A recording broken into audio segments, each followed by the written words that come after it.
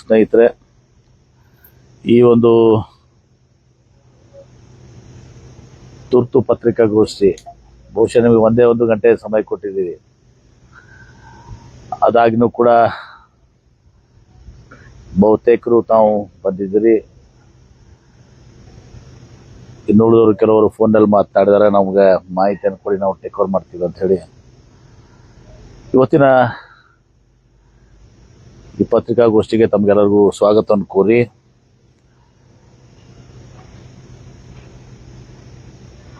ವಿಜಯಪುರ ಜಿಲ್ಲೆ ಬ್ರಿಟಿಷರ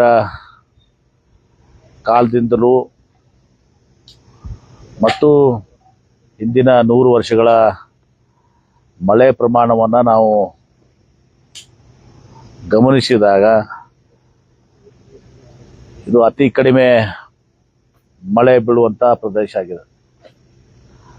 ಅದರ ಜೊತೆಗೆ ತಮ್ಗೆ ಗೊತ್ತಿದೆ, ನಾನೇನು ಪದೇ ಪದೇ ರಿಪೀಟ್ ಮಾಡಬೇಕಾಗಿಲ್ಲ, ಇವತ್ತು ಬ್ರಿಟಿಷರು ರಾಜಸ್ಥಾನದಾಗ ಜೈಸಲ್ಮೇರು ಮತ್ತು ಕರ್ನಾಟಕದಲ್ಲಿ ಬಿಜಾಪುರ, ಇಂದು ವಿಜಯಪುರ, ಈ ಎರಡೂ ಕೂಡ ದೇಶದಲ್ಲಿ 2 ತೀವ್ರತರವಾದಂಥ ಬರಗಾಲದ ಪ್ರದೇಶಗಳು ಅಂತ ಹೇಳಿ ಘೋಷಣೆ ಮಾಡಿ ನಮಗೆ ಅಂದು ಬರಗಾಲ ನಿವಾರಣಾ ಕೇಂದ್ರ ಆಂಟಿ ಫೆಮಿನ್ ಸೆಂಟರ್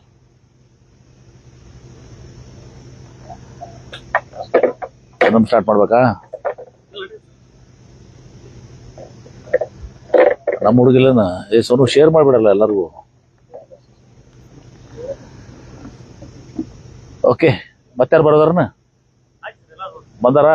ಈಗ ಆಯ್ತು, ನಾವು ರಿಪೀಟ್ ಮಾಡಿದ್ವಿ. ಆಯ್ತು, ನಿಮ್ಮ ಸಲ ರಿಪೀಟ್ ಮಾಡ್ತೀವಿ. ಮಾಡ್ಬೋದಾ?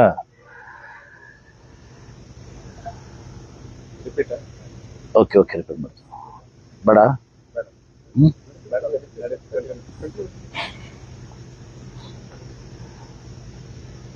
ಅದಕ್ಕೇನೆ ನಾವು ವಿಜಯಪುರದಲ್ಲಿ ಬರಗಾಲ ನಿವಾರಣಾ ಕೇಂದ್ರ ಆಂಟಿ ಫೆಮಿನ್ ಸೆಂಟರ್ನ ಇಲ್ಲಿ ಮತ್ತು ಜೈಸಲ್ಮೇರ್ 2 ಕಡೆ ನಾವು ನೋಡ್ತೀವಿ.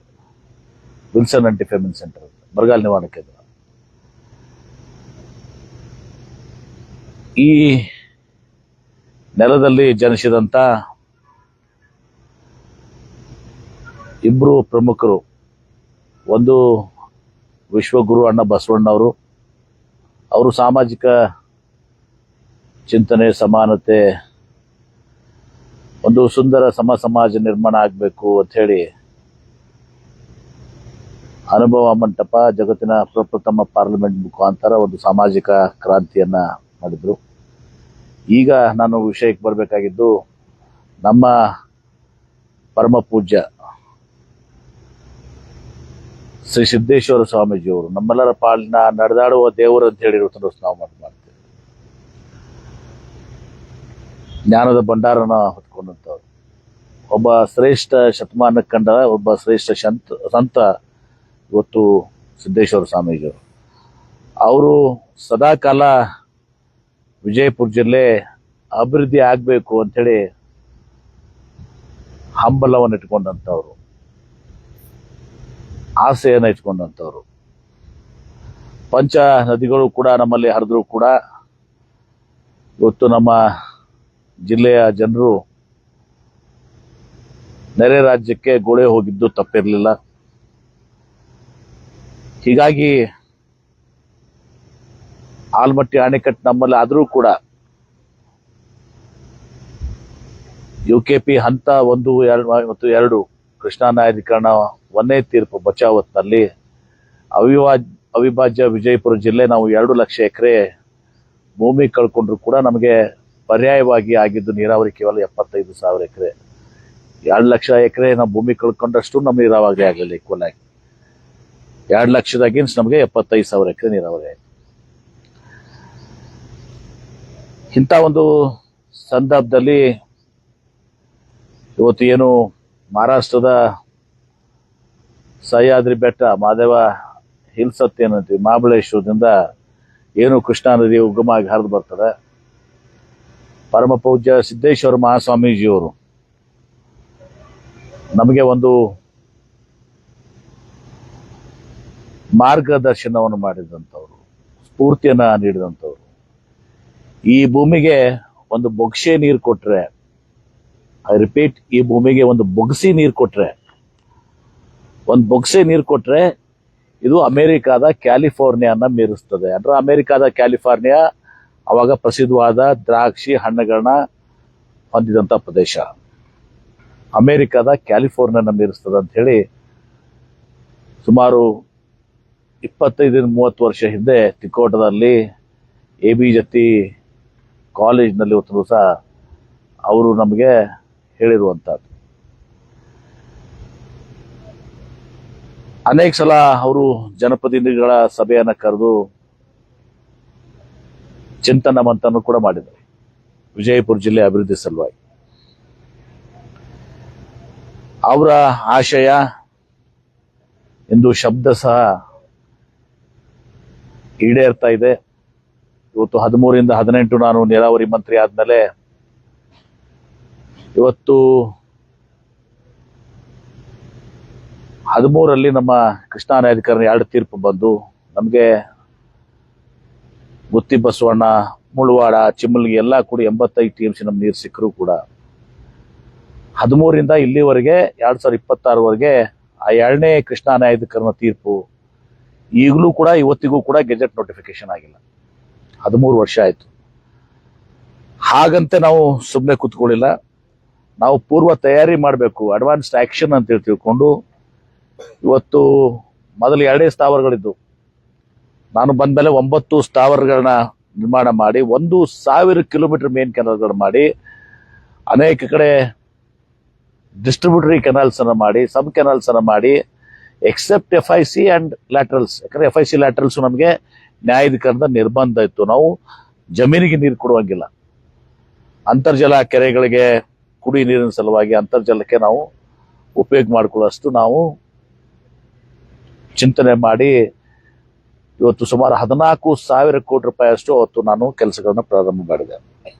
ಅದು ಮುಳವಾಡ, ತುಮಚಿ ಬಬಲೇಶ್ವರ, ಚಿಮ್ಮಲ್ಗಿ, ತಿರುಗುಂದಿ ವಿಸ್ತರಣಾ ಕಾಲುವೆ ನಾವು ನೋಡಿದ್ರೆ 14.75 ಕಿಲೋಮೀಟರ್ ಅಷ್ಟು ವಯಾಡಕ್ಟ್, ಎಕ್ಟವಾಡಕ್ಟ್ ಅಲ್ಲ ವಯಾಡಕ್ಟ್ ಮೇಲೆ ವೆಹಿಕಲ್ಸ್ ಹೋಗ್ತವೆ. ಅಂದ್ರೆ ಕೃಷ್ಣೆಯಿಂದ ಭೀಮಾಕ್ಕೆ ಕನೆಕ್ಟ್ ಮಾಡಬೇಕು ಅಂತ ಹೇಳಿ. ಆಮೇಲೆ ಅತಿ ಎತ್ತರ ಪ್ರದೇಶದಲ್ಲಿ ಅಲ್ಲಿ 9 ಕಿಲೋಮೀಟರ್ ಅಕ್ವಾಡಕ್ಟ್ ಕನಮಡಿಗೆ ನಾವು ನೀರು ಒಯ್ಯಬೇಕು.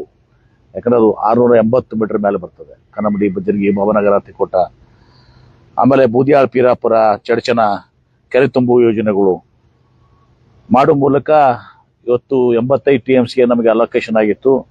ತುಮಚಿ ಬಬಲೇಶ್ವರ್ನಲ್ಲಿ ಪಲಾವರನ್ ಬೇಸಿನಲ್ಲಿ ಉಳಿತಾಯ ಆದಂತ ನೀರು, ಹಾಗೆ ಹೀಗೆ ಉಳಿತಾಯ ಆದಂತ ನೀರು ಎಲ್ಲವನ್ನ ಮಾಡ್ಕೊಂಡು ಇವತ್ತು ಸುಮಾರು 100 TMC ಅಷ್ಟು ನಮ್ಮ ವಿಜಯಪುರ ಜಿಲ್ಲೆಗೆ ನಾವು ನೀರಿನ ಒಂದು ಅಲೋಕೇಶನ್ ಅನ್ನ, ನೀರಿನ ಒಂದು ಯೋಜನೆಗಳನ್ನ ನಾವು ಪ್ರಾರಂಭ ಮಾಡಿದೆ. ಇವತ್ತು ತಮ್ಗೆ ಗೊತ್ತಿದೆ, ಕಳೆದ 3-4 ವರ್ಷ ನೀವು ಬಹುಶಃ ಮಾಧ್ಯಮದವ್ರು ಗಮನಿಸಿದಿರಿ ಅಂತ ನಾನು ತಿಳ್ಕೊತೇನೆ. ಈಗ 5-6 ವರ್ಷದಾಗ 3-4 ವರ್ಷ ಕಂಟಿನ್ಯೂಸ್ ಬರಗಾಲ ಇದೆ. ಆದ್ರೆ ಜನತೆಗೆ ಅದು ಬರಗಾಲ ಅನ್ನೋದು ಅವ್ರು ಮರ್ತೇ ಹೋಗಿದಾರಂತ, ಅದು ಗೊತ್ತಾಗಿಲ್ಲ ಅವ್ರಿಗೆ. ಬರಗಾಲ ಅನ್ನೋದು ನೆನಪು ಗೊತ್ತೇ ಆಗಿಲ್ಲ. ಅನೇಕ ಸಲ ನಾನು ಹಳ್ಳಿಯಾಗ ಹೋದಾಗ ಈಗ ಬರಗಾಲ ಅದಪ್ಪ ಬೇರೆ ಜಿಲ್ಲೆಗಳಲ್ಲಿ, ಅದು ನಮ್ಮ ಜಿಲ್ಲೆಗಳಲ್ಲಿ ಆ ಬರಗಾಲ ಅನ್ನೋದು ಬಹಳ ಅದ್ರ ಇಂಪ್ಯಾಕ್ಟ್ ಬಹಳ ಕಡಿಮೆ ಆಗೋಗ್ಬಿಟ್ಟಿದೆ. ಇವತ್ತು ತಾವು ನೋಡ್ತೀರಿ, ಇವತ್ತು ಸುಮಾರು 45 TMC 44 TMC ಎಲ್ಲ ಕಡೆ ಹೋಗಿದಾವೆ, ಡಿಗ್ರಿ ಸೆಂಟಿಗ್ರೇಡ್ ಹೋಗಿದಾವೆ. ನಾವು ಇಲ್ಲಿವರೆಗೆ ಹೈಯೆಸ್ಟ್ 1 ಡೇ ನಾವು 40 ರೀಚ್ ಆಗಿದ್ದೀವಿ. ಉಳಿದ ದಿನ ನಾವು 38-39 ಮುಂದೆ ಏನಾಗ್ತದೆ ನನಗೆ ಗೊತ್ತಿಲ್ಲ. ಆದ್ರೆ ಇಲ್ಲಿವರೆಗೆ ನಾವು 45 ಮತ್ತೆ ಕುಡಿ ನೀರಿಗೆ ನಾವು ಈ ಸಮಯದಲ್ಲಿ ಸಾವಿರಾರು ಟ್ಯಾಂಕರ್ಗಳನ್ನ ಹಚ್ತಿದ್ವಿ. ಸಾವಿರಾರು ಟ್ಯಾಂಕರ್ಗಳನ್ನ ಹಚ್ಚಿ ಬೋರ್ ಹೊಡೆಯುವಂತದ್ದು, ಮೋಟರ್ ಕುಂಡ್ರಿಸೋದು, ಹೀಗೆ ಸಾವಿರಾರು ಕೋಟಿ ರೂಪಾಯಿ ನಾವು ಖರ್ಚು ಮಾಡ್ತಿದ್ವಿ. ಮತ್ತು ರೈತರು ತಮ್ಮ ಬೆಳೆಗಳನ್ನ ಉಳಿಸುವ ಸಲುವಾಗಿ ಅವರು ಕೂಡ ಸಾವಿರಾರು ಕೋಟಿಗಳನ್ನ ಖರ್ಚು ಮಾಡ್ತಾ ಇದ್ರು. ಉದಾಹರಣೆಗಾಗಿ ಬಿಜರಿಗೆ ಒಂದೇ ಒಂದು ಊರಾಗ 10 ಕೋಟಿ ರೂಪಾಯಿ ಖರ್ಚು ಮಾಡ್ತಿದ್ರು. ತಮ್ಮ ದ್ರಾಕ್ಷಿ ಉಳಿಸ್ಕೊಳ್ಳಕ್ಕೆ ಟ್ಯಾಂಕರ್ ಮೂಲಕ ನೀರು ಹಾಕ್ಸೋದು ಮತ್ತು ಬೋರ್ ಹೊಡಿಸೋದು, ಮೋಟರ್ ಕುಂಡ್ರಿಸೋದು ಸಲುವಾಗಿ ಇದ್ರಾಗ ಪ್ರತಿಯೊಬ್ಬ ರೈತ 5 ಕೋಟಿ 10 ಕೋಟಿ 5 ಲಕ್ಷ 10 ಲಕ್ಷ 20 ಲಕ್ಷ ಅವರವರ ಕ್ಷೇತ್ರದ ಮೇಲೆ ಇವತ್ತು ಸಹ ಅವರು ಹಣ ಖರ್ಚು ಮಾಡ್ತಾ ಇದ್ರು. ಇವತ್ತು ನಮ್ಮಲ್ಲಿ ಉತ್ತಮ ಮಳೆ ಆಗ್ತಾ ಇದೆ. ಚಳಿಗಾಲ ಮತ್ತು ಇದೀಗ ಹೇಳಿದಾಗೆ ಬೇಸಿಗೆನೂ ಕೂಡ ಒಂದು ಹಂತಕ್ಕೆ ಇವತ್ತು ಸಾಗಿದೆ. ಪ್ರತಿ ವರ್ಷ ಜನವರಿ 15 ಸಂಕ್ರಾಂತಿಗೆ ಬೇಸಿಗೆ ಪ್ರಾರಂಭ ಆಗ್ತಿತ್ತು. ತಾವು ಗಮನಿಸಿದಿರಲ್ಲ ಗೊತ್ತಿಲ್ಲ, 15 ಸಂಕ್ರಾಂತಿಗೆ ಬೇಸಿಗೆ ಪ್ರಾರಂಭ ಆಗ್ತಿತ್ತು. ಈಗ ನಾವು ಜನವರಿ ಬಿಟ್ಟು ಫೆಬ್ರವರಿ ಬಂದಾಗ ಇವತ್ತು ಬಹಳ ಕೆಂಡದಂಗೆ ಆಗ್ತಿತ್ತು ಅವಾಗ.